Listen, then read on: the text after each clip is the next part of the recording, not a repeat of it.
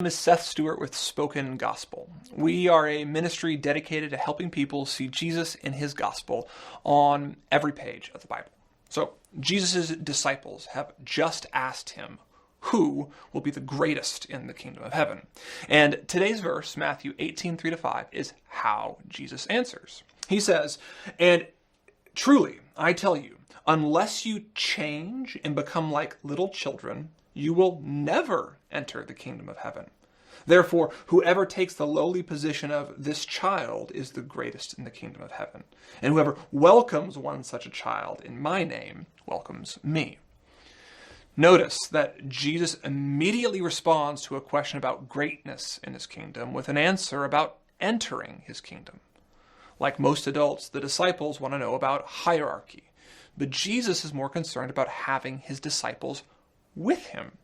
And if they want to be with him, they need to be like children. Children are not concerned with who has which position of authority. Children know they have none. Children know they exist at the whim of their parents. Children know that what they need most isn't more power, but the loving welcome of a father who will bring them into his home. So if power is off the table, then the greatest in heaven are like children who humbly know everything comes from their father's hand.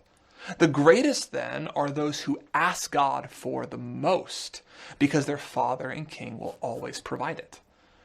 Becoming like a child is ultimately, though, becoming like Jesus.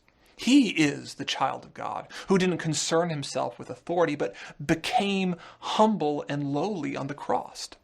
Jesus is the greatest in the kingdom because he knew his Father would give him life from the dead when he asked. Being a child is about being needy, dependent, and knowing who to ask for help. So, be encouraged today.